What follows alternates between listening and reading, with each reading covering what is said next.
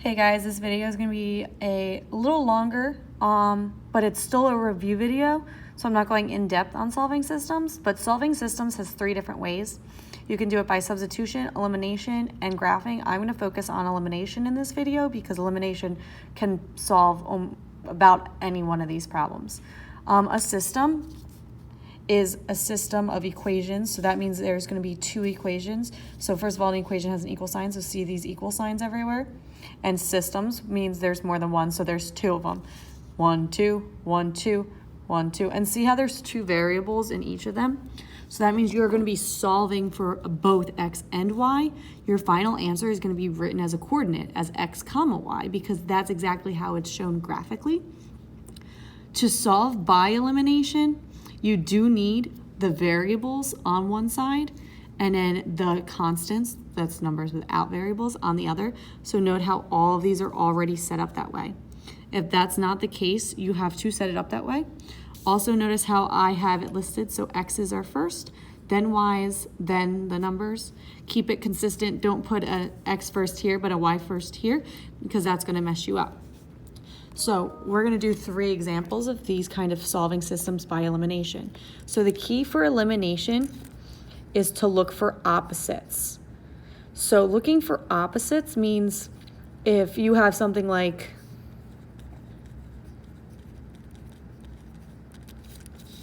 a 4x, its opposite is negative 4x, right? Because the 2 of them together give you 0. That's how you make an opposite. So you're going to look for opposites. If you don't have opposites, we're going to create opposites. So if we look in this problem, we're going to look for opposites. Do we see opposites? Is 8x and negative 9x opposite? No.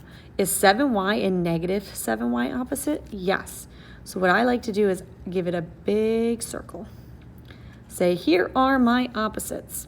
Since you have opposites, then you put a big plus sign right here and a big equal sign right here, and you're going to add down. So if you have 8x minus 9x, you have negative x. You circle these are opposites. Opposites turn out to be 0. If I have 7y's, I subtract 7y's, I get 0. Goodbye. Equal sign, negative 6 minus 2, negative 8. X isn't by itself. This is negative, so you have to divide by a negative 1. So you're left with x equals 8. But remember, I said you have to solve for an x and a y. So how do we get the y term? Well, what you do is you pick one of the equations above, and you plug x in or plug 8 in for x, and then solve for y. So in this case, I'm going to pick the first one. So I have 8 times 8 plus 7y equals negative 6. 8 times 8 is 64 plus 7y equals negative 6. Subtract 64 from both sides. You're left with a negative 70. Divide by 7, you get y equals negative 10. And then, as I said, you have an x and a y, so you're going to write it as an x comma y coordinate. So 8 comma negative 10. This is the only way I will accept the answers. So now we're going to do 13. Again, we're going to look for opposites. Are these opposites? No. Are these opposites? No. Are these opposites? No. So we're going to make opposites. So these are very similar. It's positive 9y and 9y. So if one of these was negative 9y, they'd be opposites. So that's what we're going to do.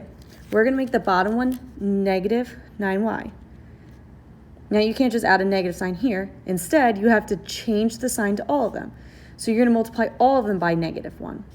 So this is a positive, now make that, or that was a negative, so make that a positive. That was a negative, make that a positive. If you change every single one of them, then that's legal. So now we have our opposites. We're going to do exactly what we did up here. So big plus sign, big equal sign. I have negative 5x plus 2.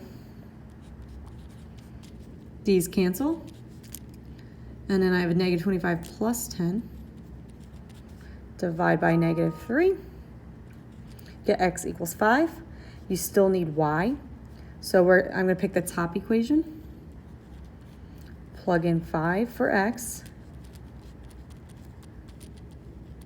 solve for y,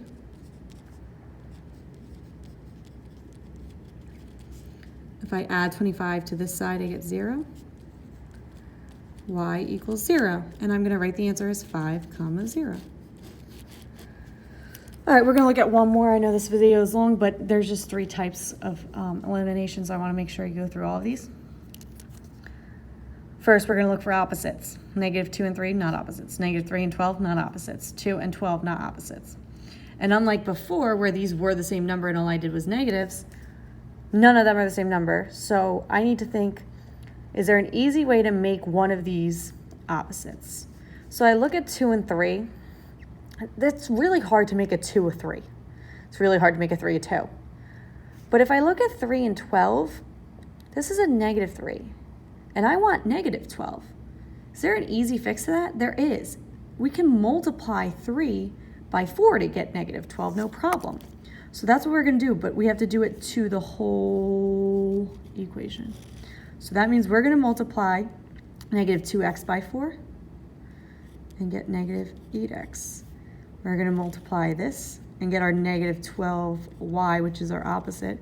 And then we're going to multiply the last one. So 2 times 4 is 8. Here's our opposites. Big plus sign. And then we have a -5x. Those are opposites. 20. And you know where to go from there.